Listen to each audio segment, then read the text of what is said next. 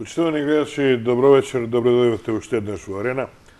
Секако ќе бидеме интересни, имаме емисија во која што би сакал да,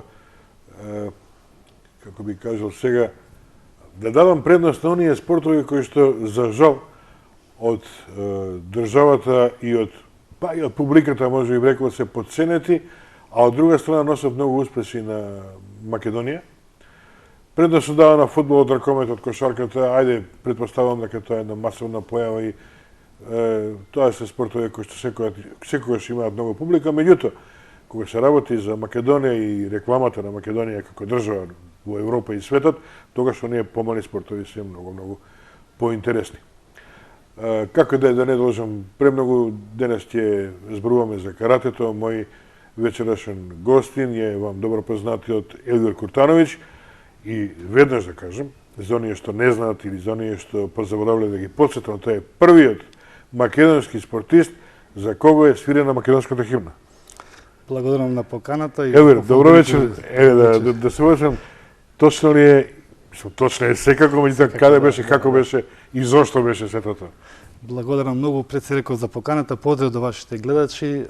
Јас должам едно објаснување на јавноста во врска со ова, дека 1993 година во Кардиф на Европското првенство за кадети, јуниори и помлади сениори Македонија првпат учествуваше на таков еден настан на кој што се закитивме со 3 медали. Значи 2 бронзени и јас бев златна, кај што интонираше химната. Значи Зоран Пеов, Ангел Георгиев и јас бев златен, секако вреде да се спомнат, затоа што во тој момент ние покажавме дека карате спортот, нашиот карате спорт, добро котира во рамките на европските и светските федерации кои што се, да кажеме, во тој момент беа многу сериозни, има искуство за себе и ние имавме искуство, меѓутоа како нова млада држава, ова беше еден бум кој што поната ги отвори вратите за сите наши спортисти да во иднина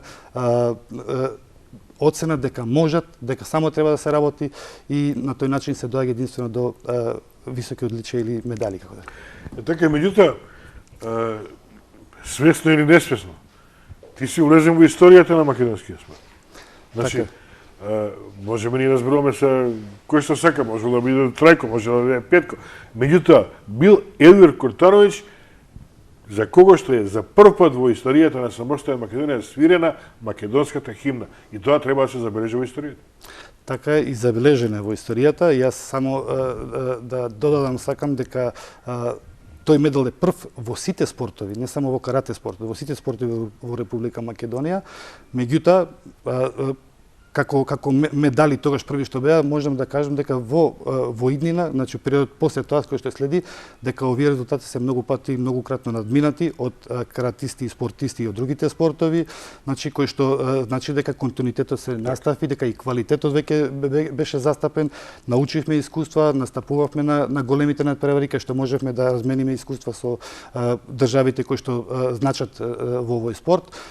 Ке речем сега и во сите спортови, значи еве да не ги испуштам да ги спомнам, Наташа Илиевска како златна медалиста од европски првенства, Жарко Арсовски трето место на светско првенство, Берат Јакупи, Емил Павлов, еден од нашите најдобри спортисти и така натаму плејада на каратисти. Ние вакви резултати можеме да се пофалиме сега веќе и во помладите категории, како кадети јуниори. Имаме континуитет, се работи значи сериозно, има клуби кои што се ентузијасти и тренери и мислам дека го дават својот максимум за да го прикажат на доброто од нашата држава. Така.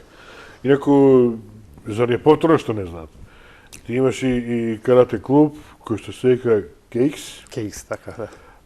Кој што има и дави репрезентативци. Значи не е ништо случајно оно што рече сега дека бара континуитет, бара работа, бара и ентузијазам многу повеќе него било што друго. Проблеми има, претпоставувам. Да, секако. И највеќе се од финансиска природа. Па има и од финансиска природа.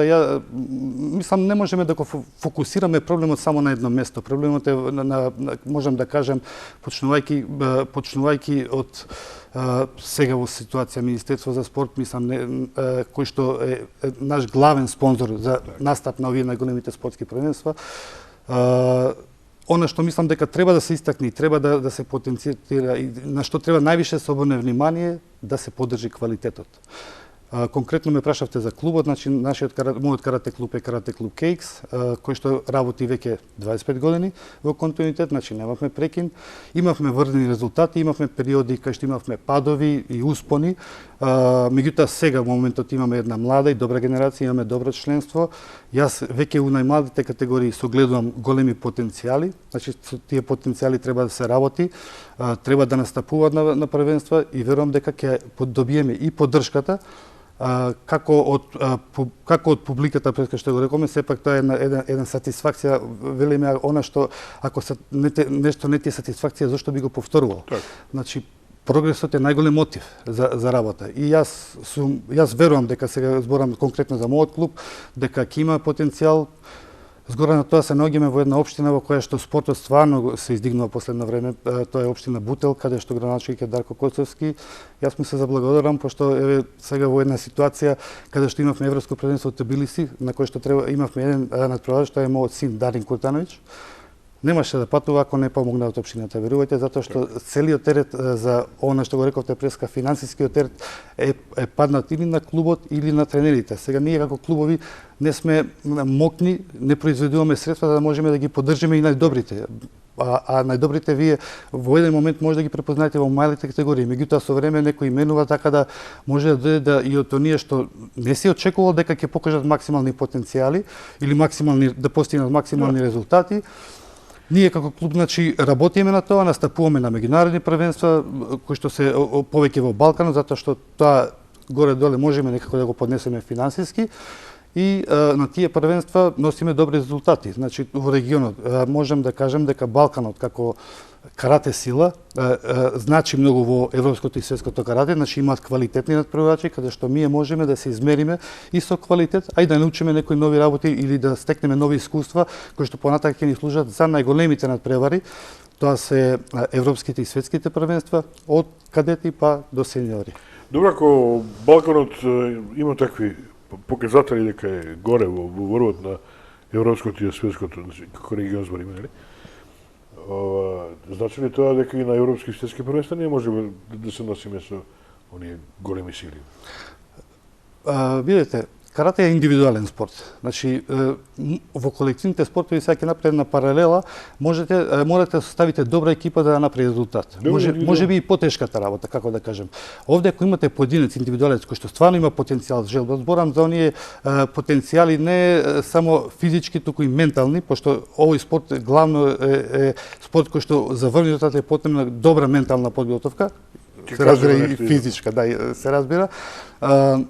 Имаме поединци кои што може да котираат високо на овие и котираат, значи ние сме блиску до медал секојаш и освојуваме медали, пак се носиме, можам да речам, тука негде кон средината, знаеш, не може да кажеме дека сме веле сила. Добро, ама не сме доле. Не сме доле, да, сериозно не сме доле, пак ќе речам, меѓутоа во Балкан да речеме имате една Турција која што е сила во каратево и сега да се сусретнете со недобрите од Турција и да видите кај сте, каде е вашиот квалитет, каде е тоа што го грешите и што го можете во иднина да го поправите, секако е предност која што ми и максимално ја користиме за да се усовршуваме, исправаме и да го покажеме својот максимум на најбитните надпревари, европските и светските првенства, затоа што каратево, како што знае јавноста, беше промотивно една година само на Олимпијада во Токио, после тоа се исклучи, меѓутоа ние сите каратисти, карате светот веруваме дека повторно ќе се вратиме таму меѓу најдобрите спортови, затоа што реално јас не можам да зборам за условите кои се потребни таму, пошто ги немам тие информации, меѓутоа према она што ние како информации ги поседуваме, ги имаме сите предуслови за да станеме олимписки спорт. И се надеваме дека во догледно време ова шанса ќе им се даде на сите каратисти во светот. Елер, јас и ти се познаваме долго време. Така. И нема да ми земери што не ти пресирам. Апсолутно. Меѓутоа, сакам едно прашање да ти поставам кое што на изглед може би се работи сега за каратето, меѓутоа важи за сите спортови. Ти имаш доволно искуство и си компетентен да ми одговориш, мислам искуство како спортист. Так. И да ми одговориш. Ние секојаш викаме да се сретнеме со сега рече, со Турција да видиме до каде сме. Во фудбал да се сретнеме со Англија да видиме до каде сме. Во кошарка да се сретнеме со Бостон Селтик да видиме до каде сме. до кога ние сите се среќаваме, да видиме докаде сме и докаде сме. Се согласувам, меѓутоа Не ли научивме нешто? Треба да такнеме. апсолутно. Знаете како? Сега тоа е патот кој што мора да го поминете. Дали се потребни многу други работи за да вие стигнете до спортски.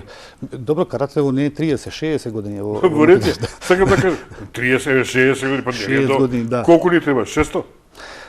Со оглед на тоа дека еве како се менува врвот во карате светот или во Европа, еве јас ќе ви кажам да речеме во едно време Франција и Англија беа доминантни.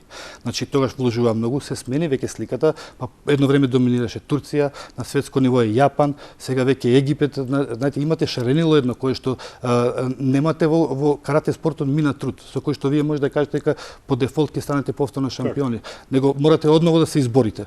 Знаете, секој пат мораш да покажеш максимална форма, максимален квалитет за да можеш да дојдеш до врвен спортски резултат.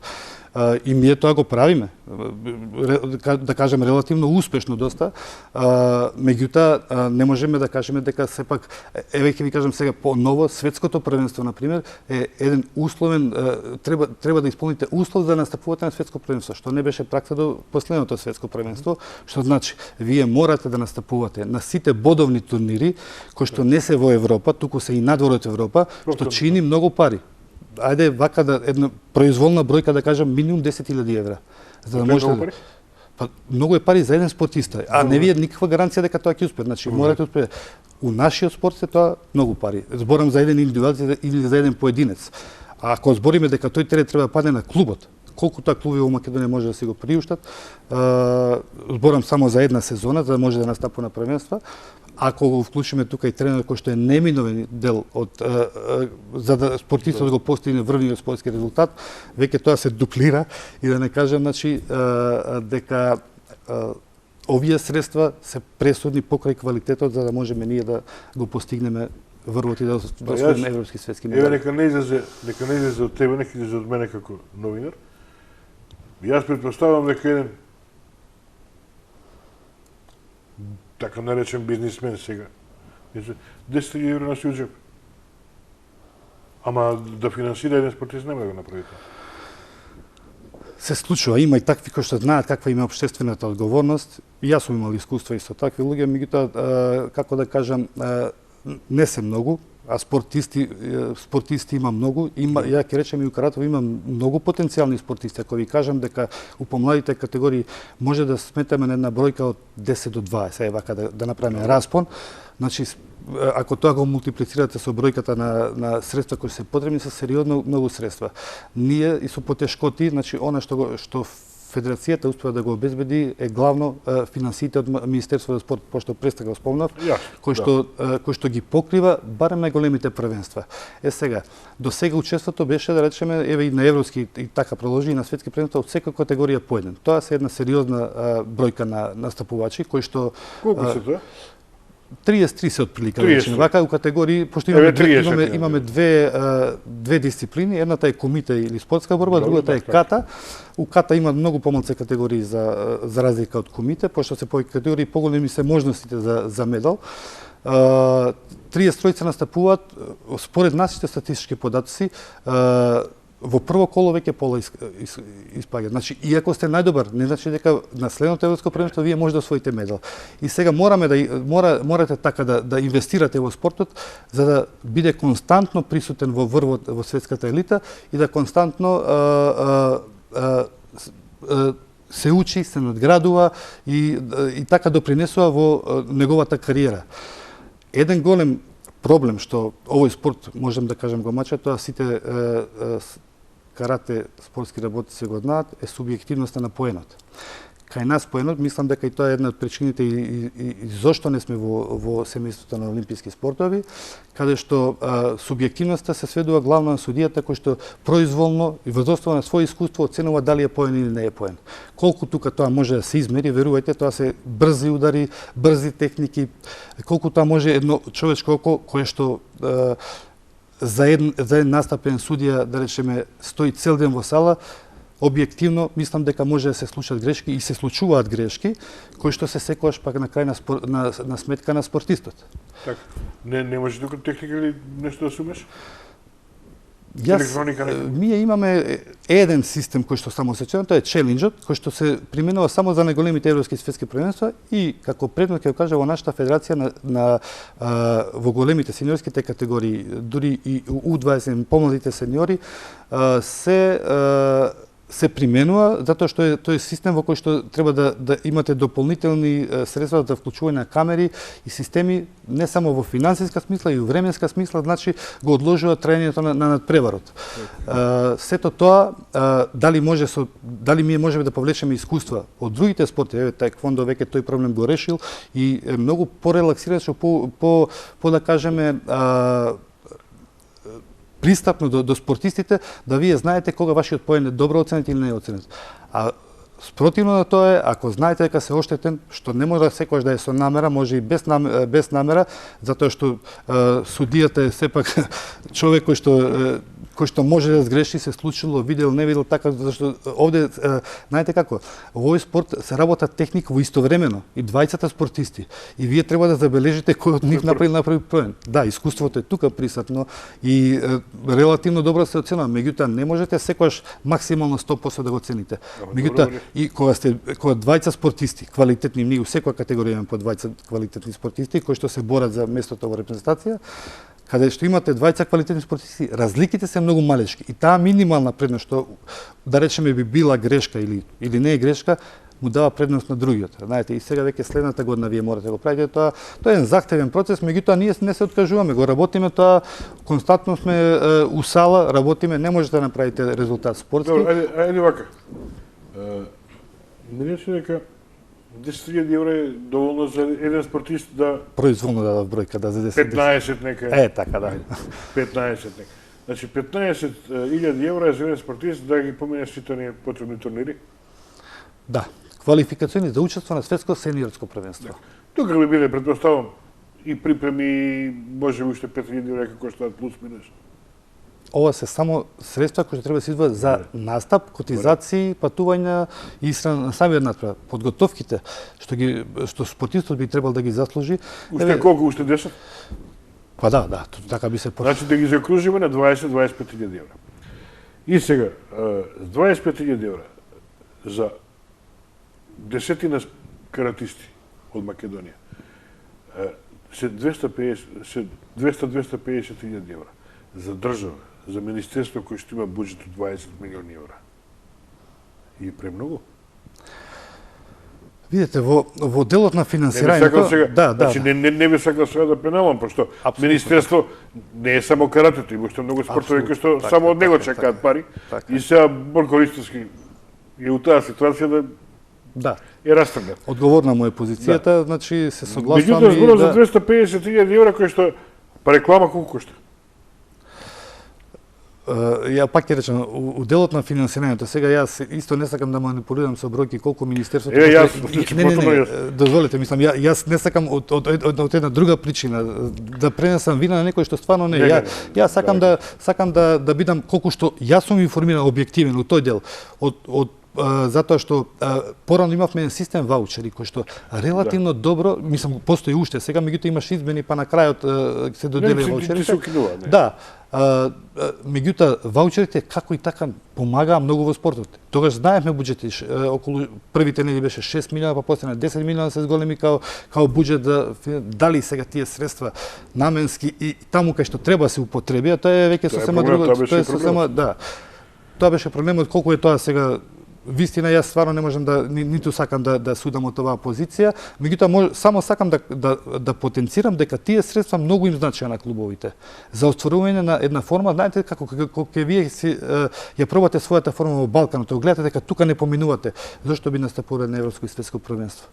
Ме сваќате, значи веќе ние спортисти ги знаеме, зошто би трошеле средства. Значи ќе се вратиме дома, е така кажано, па ќе се подготвиме подобро, ќе размениме искуства, ќе пораснеме на некој начин у спортска смисла, па тогаш можеме да се представиме подобро или да одиме на европски и светски првенства. Јас би бил најрадостен да ова вие што го зборите е стварно остварливо и да се реализира. И ние спортисти, еве, ќе кажам и како тренери, сега ова го зборевме како ситуација, меѓутоа јас сакам да кажам дека тренерите, посебно во поединечните спортови, не знам каква е состојбата во колективните спортови, се најзаслужните за постојањето воопшто во спортот, воопшто во федерациите, затоа што ние сме све во клубот, и менеджери, и тренери, и у ситуација, јас сум и татко, да речеме, и морате и тој дел да го разграничите, знаеш, кај што моите деца спортуваат, меѓутоа тренерите се најзаградени. Еве, го спомнав системот за ваучери. Спортистите се офатени, клубовите се офатени, тренерите не се офатени. Зошто не се офатени? Не зборуваме за средства кои што ние треба да ги ставиме во џеп. Тие се по закон ограничени кај може да смее да се трошат. Меѓутоа, мислам дека тоа е една голема аномалија на системот, затоа што за секој учество на европски и светско првенство на еден спортиста кој што е достигнал добрата форма, не присуствувата на неговиот личен тренер, у секој случај намалува можноста за освојување на медалот. Така да ми е дури сега едно како најново решение се случи да една аномалија во законот за спорт во кој што клубските тренери беа деградирани у смисла на освоениот резултат, пошто има таму една формулација во која што средствата, како се делува средствата за освоен врвен спортски резултат. Тие средства се делуваат на селекторите, кои што кај нас у пракса, еве ќе речем у федерација, да не спомнам, главно селекторите немаат толку допринос колку што ги земаат средствата. 80 со 20 беа селекторот, 20 ќе земеше тренерот. А цело време го спрема. Апсолутно, не ги спремаме. Ја можам да кажам вака малку живееш со него. Растеме буквално. Од најмали години ние со нив работиме за да дојдат до тој врвен спортски резултат. Може тоа сето добро да се изменежира, се согласува, може да се направи добра стратегија, може точно да се утврди да тие средства наменски идат и да се поддржи вистинскиот квалитет. Зборам вистинскиот квалитет во спортот. И сигурно ќе даде уште подобри резултати. Може би е тоа една причина тоа што преска рековте, па еве зошто не котираме горе, зошто секогаш треба да се испробаваме. Имаме сигурно ми аномалии во системот, посебно јас би го истакнал посебно законот за спорт. Јас како лице кој што контактира и комуницира во врска со спортот, знам, пошто и сум се соочил со одредени законски регулативи кои што не се опишани во законот за спорт, кои што се штури, да не можам да изнедам решение. Законот како закон, пошто и другите го процениле тоа, веќе 4-5 години слушам дека е пред врата да се усвои нов закон за спорт. Меѓутоа само една мала измена е направена сега. Што тоа малце ме обесрабри, искрен да бидам, зашто само една измена која веќе на овој целиот закон, дали треба време, дали спортот го ставаме некако на страна, како небитен, еве вака ќе кажам како небитен, ви средства па вие функционирате, толку има и крај. Мислам дека треба малце подобро да се разгледа таа ситуација, да се направи добра стратегија, пак ќе речам, и да тргнеме со, како да кажеме, спортот со една нова можност, со една нова перспектива, за да можат овие млади луѓе да си го реализираат својот потенцијал. Најдобро е кога во донесувањето, во пишувањето на законот би учествувале и спортисти. Не само правници, претпоставувам дека таму седат по канцеларии и си пишуваат спорт. Така е, апсолутно. Може би, мислам, не сакам да грешам душа, меѓутоа. Се согласувам. Значи, дали сте консултирани вие? Ова сега како ситуација, јас имам дури поднесено, не јас лично, како заедно го работевме, зашто јас поднесо и правно го гледав многу и законот и правилниците, мораш да си утек со сите работи за да можеш да речеме да функционираш. Поднесувавме иницијатива за промена токму на овој сега член што е сменет. Во минатото, можеби претедно 3 или 4 години тоа се случи, меѓутоа немаше никакво решение. Еве сега се донесе такво едно решение, значи кога има желба за разбирање, кога веќе ќе го нотираш проблемот, имаш желба за разбирање и изнаоѓаш начин како да го решиш проблемот. Тоа е еден проблем што се реши на корис на правдата, ќе речем во корис на правдата, затоа што многу тренери, клубски тренери беа обесправени. Мислам сега во бројки, ако не сум правил некоја таква сумирање како доаѓа, 20%. Верувајте, разликата е голема и сатисфакцијата кај самите тренери се губи. Сега јас некого подготвувам, кој што цело време од најмали го учиш на техники, го носиш на првенства, се грижиш колку што можеш да речеме да изнеде средства да може да учествува и да се надградува. На крајот кога ќе дојде на европски светски да освои медал, некој друг ја зима и паричното поборување, меѓутоа и наградата за тој освоен резултат. У поединечни спортови мислам дека таа аномалија посебно у каратето треба да се отстрани. Затоа што ја мислам дека главната алка со која што еден спортист би дошол до врвен спортски резултат е неговиот тренер. Така и во колективните спортови нема да всички различни. Да вземе сега, не е битно, ќе го спомнеме колку, Дарко Панчев не е. Стана златна копачка на Европа, меѓутоа Дарко Пачев дете се некој го тренирал. Еден Апсолутно. тренер, двајца, тројца, 5 души дека стасал до звезда. И се тие се никој не ги награди. Да се браво, Едвард ти го почна, го откри, го селектираше го. Заслугите секако не лежат само во еден човек, ја сега го реков тоа, меѓутоа, значи, јас ако тој спортиста нема добар спаринг партнер, нема добар амбиент убаве, не може да се мене, тоа е психологија на спортот. Јас со професорката Ленче им разговарал околу таа, да речеме, психологија на спортот, колку се параметри се потребни да се исполнат за да може еден спортист да освои врвен спортски резултати. Верувајте, недостаток на еден од тие параметри е причина да не тој амбиент, таа позитивна енергија што треба да се внесе во репрезентација, да сите сме за спортиста, дали не е битно дали е тој од мојот клуб или од некој друг клуб.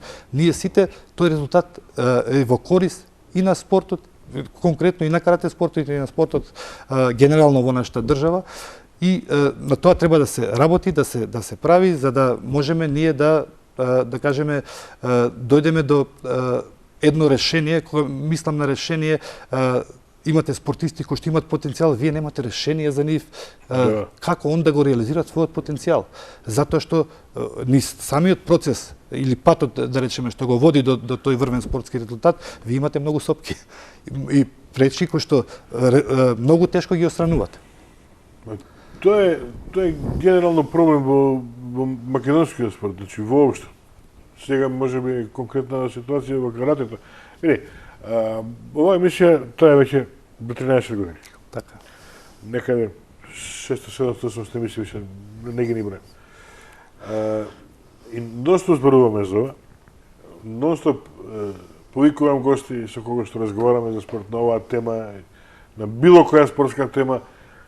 Некои не поддржуваат, некои не напаѓаат, вие држите страна. Не држиме страна, ние сме на страната на спортот. Апсолутно, јас го тврдам тоа дека е така, затоа што сум бил гостин во вашата емисија, следам редовно за да... Ако сака некој да го прифати тоа, ако рече дека сме против, нема проблем.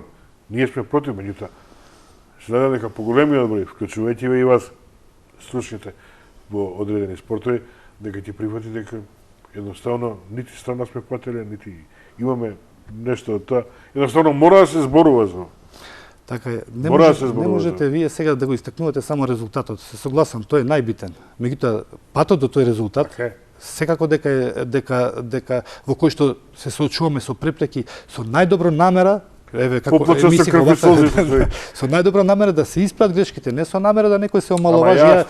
Ја апсолутно. Ама кој ќе се најде погоден нека се најде нешто. Апсолутно, спортистите се наши амбасадори кои што не представуваат. И јас верувајте, мислам колку и да денот ми е тежок надворот од во сала, кога ќе влезам во сала, таа енергија кај тие млади луѓе што ќе пренесуваат, верувајте, ве релаксира, ве одмара. Мене лично ме одмара, а знам дека и сите други. Тоа ни е мотивот. На крајот ќе рече дека вие работите, учествувате во создавање на една млада генерација која што се стекнува со добри навики. Така е. Значи, не можете вие, јас ќе речем у клубот сега последно време имаме прилив на нови членови, интензивно се доаѓаат, веќе мислам дека се тргна и оние табу теми, значи паралелно и девојчиња и машки, меѓутоа не препозна, луѓето веќе препозна и знаат како на своето дете да му го дадат најдоброто. Најдоброто, да во текот на својот процес, покрај образованието и домашното воспитување, спортот и текако влие во создавање на добри навики, кои што во иднина во животот ќе користат многу на сите. Сега, и допринос од нас во тој дел, мислам дека една од сега во моментот е една од главните сатисфакции кои што не одржува во овој спорт и ни дава сила да идеме понатака. Така, ба, не попусти реков прески колку чини реклама. Да. Значи, еве ги овие. Ајде ти искарикирај уште нешто. Ти не, јас ќе се занимавам со бројки. Да. Значи, ако се 10 души на Европска, имаат по 3 минути борба. Пример.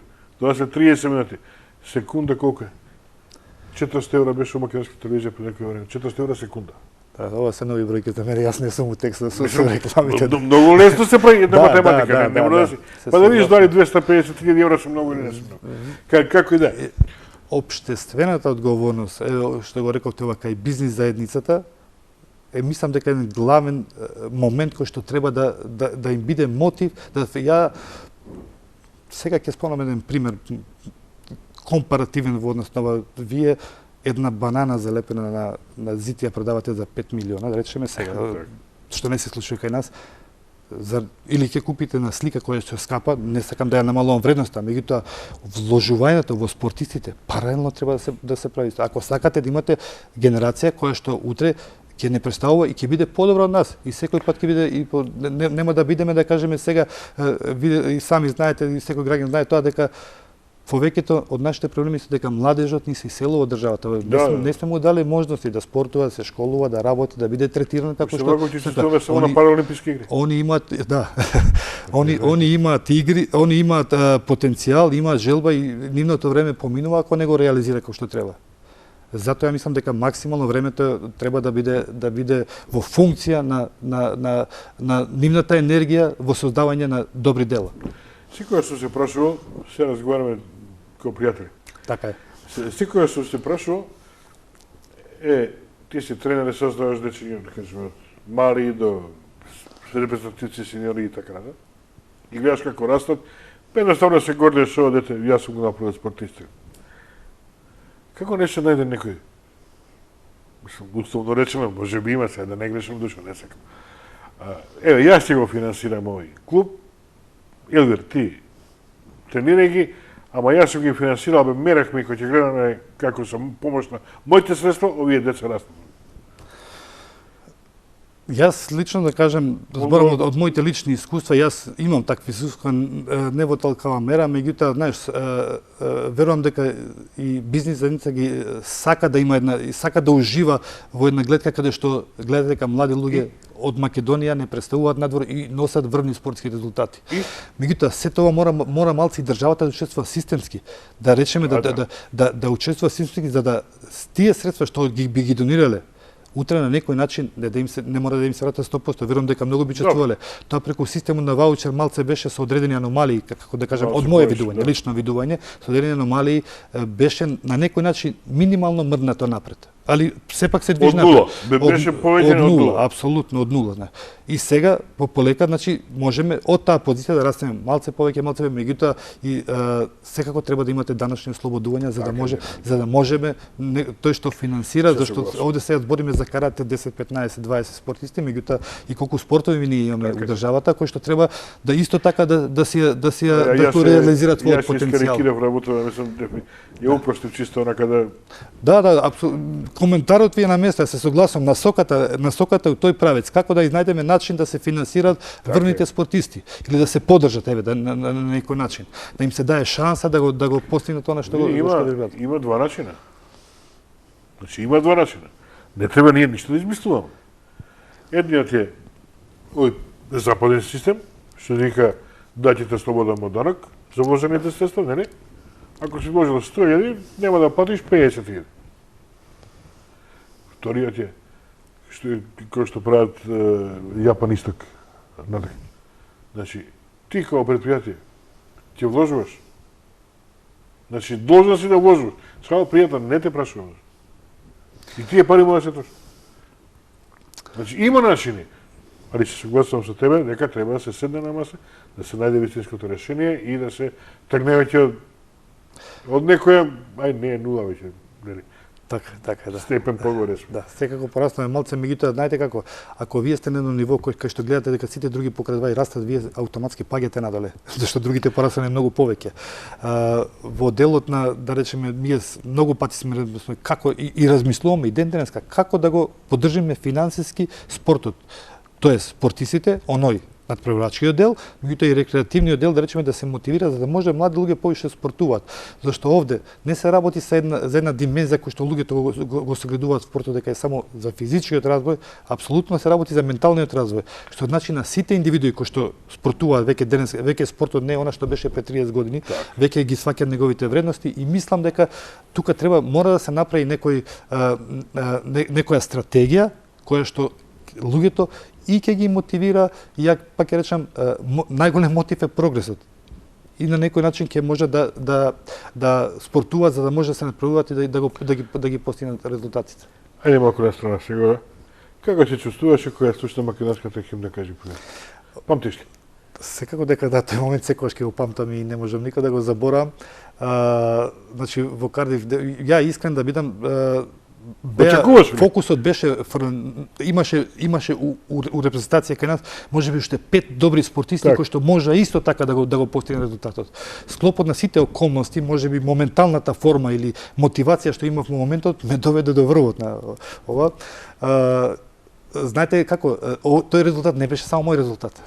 У никој случај беше на мојот тренер. Да, ама ти беше на мојот пиедестал. селектор, беше на мојот, да, ја бев на пиедестал. Беше најголем на целата репрезентација. Знаете каква поддршка имавме ние? Па сите на глас додека се интонираше химната ја пеа. Јас додека се борев од публика, тогаш беше актуелно емисија Пиги Пиги Клајму Џако, знаеш, Клајму Џако. Мислам, имавме и хумор присутен, све максимална, знаете како, енергијата и желбата на сите останати да го направиш тоа, бев јас тој што го направи тоа во тој момент и денеска еве сите тие луѓе што бевме тогаш таму и се дружиме, се поддржуваме и тоа. Не те вратив попуста на овој момент. Да. Едноставно сакам да направам паралела, ако тогаш имаш многу ентузијазам, волја, работа да се докажеш, да се покажеш. Се сменја ли после 30 години нешто рингот? Го нема ли веќе или го има тој ентузијазам или го нема? Се сменја ли работа? Тоа е дел од мојот живот. Значи, карактерот кој што јас го поседувам и веројатно и кога сум бил млад и сега можеби е поизразен и повише имам желба за да го пренесам на младите и да ги добијат сите оние бенефити што јас во тогашно време ги добив. У смисла на времето кога јас спортував, ние живеевме скромно. Можам да кажам, и не можеше ти, јас живеев дури у Газиева на селбата, у тој период можеше многу лесно да се одврнеш на некои лоши навики. Таков беше моментот, такво беше времето, меѓутоа татко ми тогаш инсистираше и многу го сакаше спортот, тогаш беше Југославија, се сакаше спортот, значи сите бевме пред телевизија која се гледаше. Го сакаше многу спортот и сакаше неговите деца, меѓу кои и првично и моја желба, така тргнавме чекор по чекор во карате клубот Цветан Димов. Таму ја почнав и ја заврши својата кариера. Тренер ми беше Јован Лазарев, со него и денеска сме во контакт, ја не можам да кажам дека тој ми беше како втор татко. Так. Јас се сеќавам на една ситуација што денеска можеби јас ја правам може на различен начин. Мојот прв меѓународен настап беше во Холандија, првичните искуства, уште млад и навечер кај што спиевме, кај што не чекаа нашинци таму и не у гостија. Јас спиев, беше негде у раните часови, 3-4 часот, мојот тренер доаѓа да ме покрие, наши го гледаше, значи он не спие да гледам дали се сите. Ја тие моменти во животот не можам да ги заборавам, се сеќавам како на добри. Сега поминато сето тоа, у тој период, кај што, да речеме, релативно бевме со многу полоши услови. Имам желба, имам ентузијазам и сакам да допринесам да овие млади луѓе ги доживеат убавините на спортот. Затоа што во иднина секојаш ќе се сеќаваат нив и само ќе им помогнат во животот. Да остварат не само, да речеме, спортски резултат, комуникации со Европа, со целиот свет, да видат како живее светот, да сето тоа го донесат кај нас у државата, да се почитуваат, респектуваат, да разликите бидат причина да бидат другари, а не да бидат непријатели.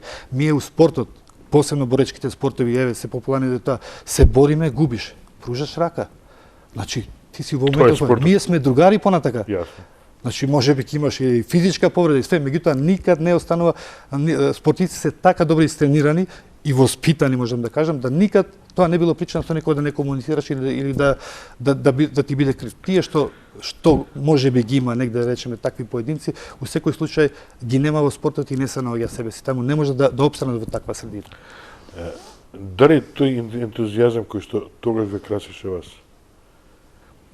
е истиот што ги краси овие деца сега што спортуваат или има разлика? Во нашиот спорт, да, имате ентузијазам, меѓутоа ќе се вратам на една изрека, на еден сега меѓународен турнир Бргу што беше со еден мој пријател од Бања Лука кој што има добар и голем клуб таму и дојде и ми вели, вика Елвир, ние станавме детски спорт. У кој смисло? Ова што го зборевме преска, обезбедување можности да врвните спортисти учествуваат и се надпреваруваат за најголемите одличија, веројатно ги демотивира малце спортистите за да се преструктурират. Јас како еден свој пример ќе кажам, најголемиот мој син беше потенцијал, државен prvак беше и за сениори, имаше потенцијал, беше онака фрлен фокус на него како квалитет. Меѓутоа неможноста да јас или клубот или да речеме државата го финансираме овој дел што го рековме сега во една димензија, беше причина да он се откаже, меѓутоа не да се откаже и да биде такво нешто, многу пати сме разговарали и сме дискутирали дека не е решение за тоа, меѓутоа се посвети на факултетот. Сега се одржава. Меѓутоа, јас сум убеден дека со оглед, еве, како син ми, верувам и сите други млади луѓе, има потенцијал да ги тера и двете работи. Значи и спортот и образованието. Меѓутоа се потребни многу предуслови, затоа кога зборуваме за ентузијазам, не знам дали едни такви минимални моменти се пресудни во да младите спортисти се преструктурираат можеби во некоја друга област, што утре им носи екзистенција. Спортот како спортот, кариерата може да ви трае 10 години и после тие 10 години вие сте, можам да кажем, ако не сте паралелно работени што друго, малте не на улица. Тоа е трагедијата. Тоа е трагедијата. Како е, имаш ли примери како е решено тоа во други земји? Видете, има многу позитивни примери кои што се решени, оние што ги знаеме, ние ги знаеме, оние што се истакнати, еве, тој врвниот спортист веќе е таму, тие служби на спортистите како спортисти се луѓе со потенцијал. Значи кои што имат потенцијал и тој потенцијал можете да го искористите пред кога не спомнав у делот како они сами се развиваат, потенцијал каде што сакате во една институција. Тој сигурно ќе биде добар пример во таа институција, пример кој што сигурно ќе ги пренесе сите оние навики што ги стекнал спортот. Дисциплината, самоконтролата, редовноста, како да кажем, почита, респектот и се друго што следува. За една има и позитивни примери спортистите кои што завршат, меѓутоа во секој случај барем периодот додека спортуваат, кој што утре како резултат ќе им биде сатисфакција, периодот додека спортуваат се заштитени у смисол дека ако вредит ќе одат напред. Зборам за западноевропските земји. На Балканот можам да кажам дека се нијанси разлика. Можеби у еден период ќе отскокнат другите. Јас себе Србија гледам како наш прв сосед, да речеме дека у делот на спортот има добра стратегија, што кажуваат и резултати, не треба јас сам да кажам, јасно. У каратео конкретно ми јавме ланското првенство во Тбилиси, каде што, да речеме, Босна и Херцеговина се врати со 5 финалиња, 3 бронзени медали. Значи тоа е нешто стварно онака вау. Значи, работеле сериозно у периодот што бил пред тоа, имале доволно искуства, вложиле доста средства у тој дел, добар тим со она што ги спомнав ја, сите елементи што се потребни у психологијата на спортот за еден спортиста, и сето тоа се вклопило добро да го достигне тој врвен спортски резултат. А кажем каква е ситуацијата, треба да се исполнат услови да се пласираш на светско ниво. Имаме ли потенцијални? Да, имаме и работат на неколку спортисти, колку души можат евентуално да се пласираат? Според објективно, според потенцијал. Да. Ова што го спомнав дека е условено со освојување на бодови за да можете да бидете на ранг листа и да учествувате на светско првенство. Е норма. Така е само во сениорската конкуренција. Ние имаме клуби кои што имаат сериозни резултати у тој дел. Карате клуб Мак Петрол, карате клуб Штип, кој што карате клуб Олимпијка е исто доста добар во сениорскиот дел. Карате клубот Кейкс ми имавме една, можам да речем, пауза ради некои проблеми кои што јас ги имав со федерацијата и сега веќе, да кажем, тоа се надминати, имаме нов старт, условно кажано. Верувам дека ќе рестарт и верувам дека ќе го стигнеме нивото. Јас знам дека имаме квалитет. Меѓутоа, знаете како, она преска го спомнав, спортската кариера трае релативно кратко. Кога верувам релативно кратко, ако вие у една година имате потенцијал и не го реализирате, веќе следната година вие вашиот потенцијал паѓа. Значи нема овде минатури како што спомнав преска. Случајот ќе го спомнам со карате клуб Штип, кој што веќе, пошто таму се нашите најдобри резултати во карате во спортот. Значи Жарко Арцовски е трето место во свет, Саша Арцовски исто има резултати од европски првенства, Емил Павлов, нивен ученик од почеток до крај, е вице шампион на свет, 2 или 3 пати европски сениорски шампион, значи еден голем потенцијал, големо спортско име во каратево. Како клуб веќе ја барат својата шанса од таеквондо. Нема да чека, да речеме, да се исправи светската федерација и да ми влеземе во олимписки спорт. Ова прашање се протега многу долго, многу време трае. И генерации, и спортисти кои што имаат потенцијал и вложуваат време и труд и средства, веројатно нема да чекаат својата шанса да се исправат работиве кој знае кога. Ми е амбициозно некој ќе речеме, да речеме за 4 или 8 години ние ќе влеземе во семејството на олимписките спортови. Меѓутоа е пак тоа прашање, дали ќе биде или нема да биде.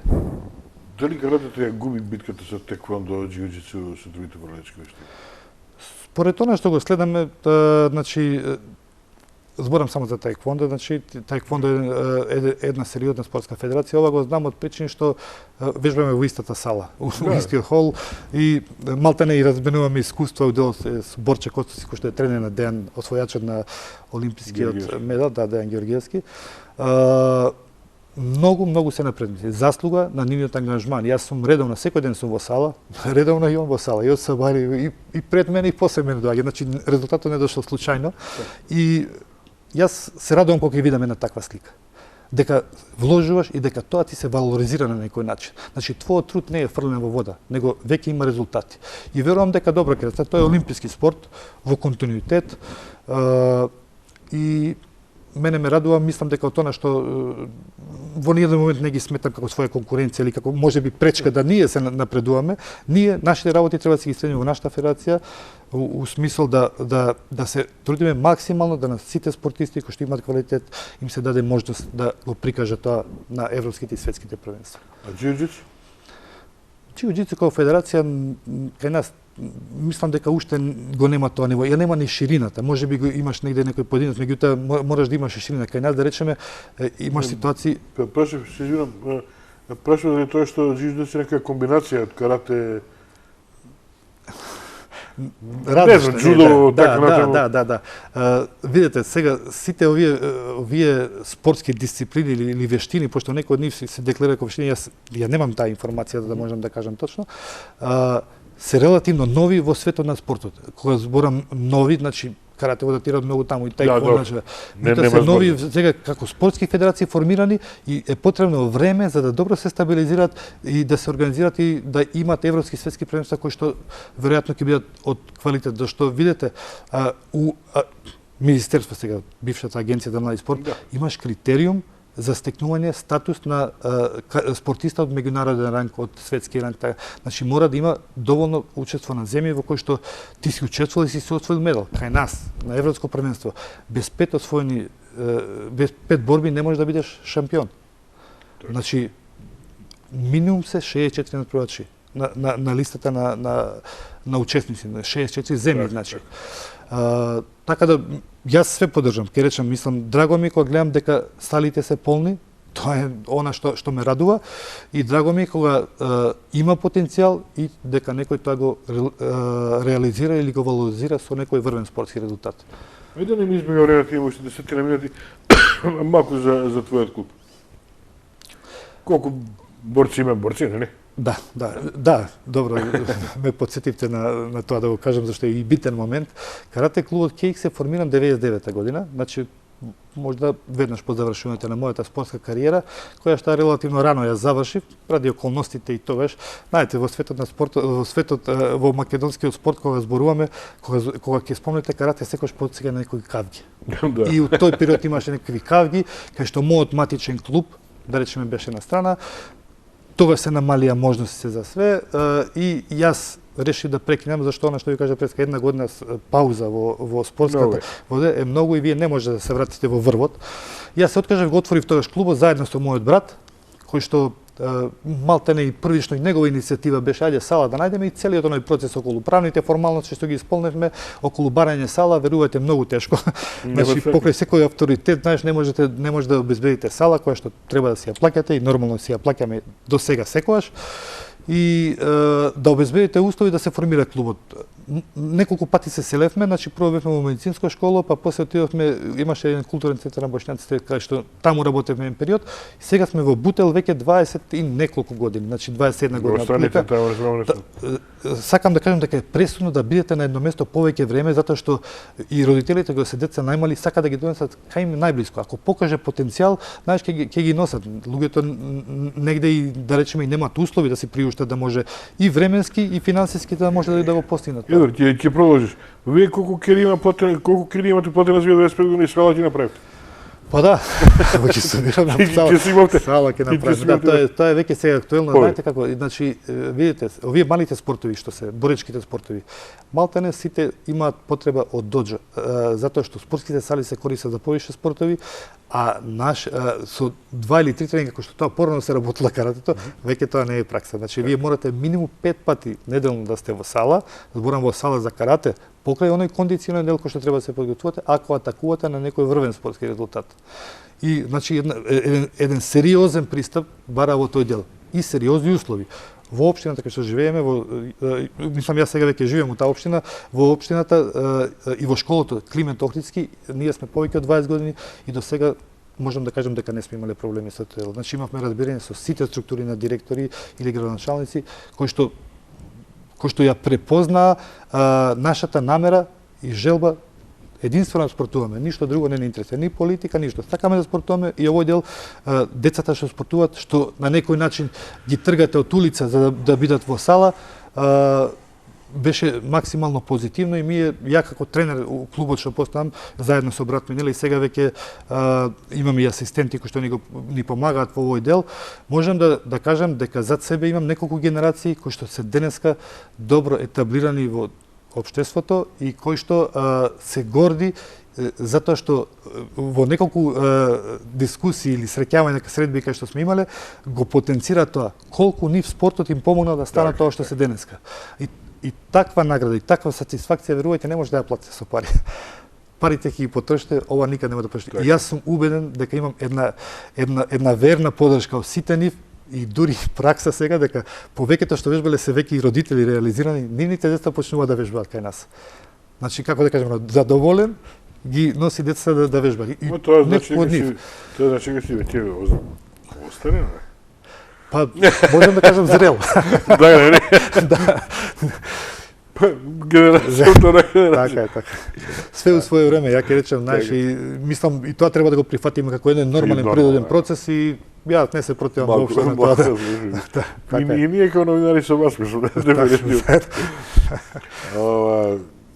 не ми кажи колку спортисти? Да, сега имаме околу 50 членови. Добро. Колку категории? Пак го заборав, значи нашиот клуб е исклучиво ориентиран кон спортска борба. Во делот на другата дисциплина кати, ние тоа го правиме, иако ја катата многу ја ценам, мислам дека тоа е уметност во каратето. Да. Ние немаме квалитет за да се носиме ни на државни првенства, а да не зборам за надвор. Не е тоа полесно? Па и не е. Не е полесно од борба? Не можам да кажам дека е полесно, затоа што за ката морате да изградите авторитет. Го спомнав преска она што ви кажав дека е субјективен поенот. Значи субјективно е мислењето. И ако се појави некој спортист од Европа кој што веќе има авторитет, минимални се одстапките од еден до друг, значи приближни се со квалитетот, многу тешко е да оцените и на некој начин носите одлука да биде оној што веќе го имал, го направи. Додека у спортска борба не е тоа така. Поенот си поен, ако фатиш поен, ќе победиш борбата. Сега, она што го рекол, може да сгреши во поенот, меѓутоа генерално борбата се победа со поени. Овде може да се случи, ова го кажам од пракса што ни се случило, јас комуницирам со колеги што се исклучиво ориентирани кон дисциплината кати и знам со какви ситуации се соочуваат околу судењето. Кај нас тоа не е така, меѓутоа ние сме како ја, пошто у кумите го работев тоа, најдобро своето знаење и може да им го пренесам на границите во делот на кумите. Тоа е моја специјалност и таму сум максимално фокусиран и ориентиран и таму максимално постигам и резултати. Она што сакам да го кажам, пошто околу делот на спортисти, јас работиме сега со 3 генерации. Едната генерација, значи, јас од 7 сат кога ќе влезам у сала, у 10:30 искаш. Значи, помалите работат, зборам за еден тренинг, значи, не можете да ги споите сите во едно на представа дека ни се потребни доџа, затоа што на сметка на квалитетот може да трпат младите генерации или обратно. Ако се посвети на нив, ќе трпи квалитетот. Вака одделени, кога ќе влеземе во сала, знаеш дека во секоја генерација што е потребно. Точно, значи се работи плански и програмски. По програма што е потребно, како е потребно, се прават анализи, се прават снимања, се следи кариерата на поединците. Тоа е еден неминовен дел, ако сакате да некој постигне тоа, се следи конкуренцијата. Све што треба, да, сериозно значи се работи и верувам дека во иднина ќе збориме овде за врвни спортски резултати. Што е очекува сега? Од надпревари зборам. Јас како клуб главно како главно сме ориентирани на европски светски првенства. Дури и балканските се кај мене помалце застапени. Поради X причини, може немам време сега да ги образложуваме, причини. Сега следува Европско сениорско првенство во кое што ние немаме свој кандидат, меѓутоа нашата репрезентација има и јас верувам дека последното европско првенство се вративме со едно второ место, Михаела Мишевска освои второ место во својата категорија, едно големо изненадување, меѓутоа доказ дека има квалитет и мене тоа ме радува. Верувам дека и сега е пак повторно во репрезентација, имаме добра млада генерација. Сите оние неколку спортисти што ги спомнав пред врни спортисти и веќе и не се репрезентација, веќе се заменети со подобри, понови, помлади кои што работат. И се надевам дека на ова европско првенство или од ова европско првенство Македонија ќе се врати со медал. Што е, можам да кажам, ако бидат два, тоа е нешто што е ново, максимумот наш и за сениорските првенства. Може би е 3 па да биде бонус. 3 сме у помалите категории го имаме тој квалитет, меѓутоа пак ќе речам сениорскиот резултат е преодот од помлади генерации во сениорските категории е малце потежок како на во нашето карате, така и во светот и во Европа. Значи, јас како што спомнав пред таму се Египет, колку од моја информација, дека име каратето факултативно. Значи у школи го работат како ова. Држава со огромен потенцијал, со голема желба и моментално се домина. Јордан исто така, турците ги спомнав пред, да речем, кај нас Хрватска исто е добра, Србија има своји потенцијали. Тоа го прави дачески у шахот. Да. Можемо, факултативно ги има по школи. Така и јас го поддржувам тоа. Значи малтене можеби и ротација на многу спортови кои што еве на младите ќе им или ќе ги мотивира да се вклучат да спортуваат активно или на некој начин ќе им пренесе одредени делови колку што тоа времето го дозволува и самите ученици сака да го прифатат како можност. Кажавме многу. Не знам, има уште многу да кажеме. Секако дека има уште многу, ама во следниот пат ќе збориме за некој врвен спортски резултат, веројатно што од новите генерации. За крај. Да. Семејството Куртановиќ не завршува со тебе, продолжува. Рече најстариот син поминал, си го гледа факултетот, дали така се држува. Има ли наследник во карате? Да. Јас имам 3 сина. Како? Најстариот веќе реков се определи, меѓутоа ми помага во како асистент во клубот, значи не си спортува за своје и после таму. Средниот син векас имавме мал здравствен проблем со подлактицата, меѓутоа он активно и многу има желба да учествува, активно се вклучува во надпреварењето и веќе мислам дека таа повреда е надмината и сега ќе можеме да го вклучиме во системот на надпревари. Најмалиот Дарин веќе е репрезентативец во своите категории и сега бевме у Сарајево пред месец дена, мислам дека беше, века освои второ место, Мерван ми освои друг такмичар прво место, а Дарин освои трето место. Меѓутоа Дарин е во репрезентација и за европско првенство во Тбилиси и за светско првенство во Венеција беше. Сега имавме турнир тука Гран При на кој што во апсолутна категорија освои прво место, што покажува дека има потенцијал. Јас уште на него гледам дека како сериозен кандидат за врвни високи спортски достигнувања, така да зборам за семејството. Иначе у клубот има и други деца кои што исто така имаат сериозен пристап и верувам дека можеби ќе се реализираат како врвни спортисти. Меѓутоа традицијата не останува. Јас ова не го пренесев на децата како една обврска која што мора да ја завршам, меѓутоа една што може да влијам како родител е да ги насочам, да ги вклучам во спортот. Значи дека да спортуваат треба, пожелно е и тоа им го пренесам, меѓутоа желбата за понатака да се усовршуваат и да донесат врвни спортски резултати лежи на нив. И ја мислам дека сега мотивацијата им е на тоа ниво да они стварно сакаат да се докажат и да покажат дека вредат и се надевам дека да не го повтора да го надминат мојот спортски резултат. Тоа јас немам што да додадам повеќе. И моја желба некако надминат овој резултат. Благодарам многу. Не само како Куртановиќи, него како македонци, како апсолутно. Како граѓани на оваа држава и едноставно како представници на ново општество, нови народ, најдобри амбасадори, да.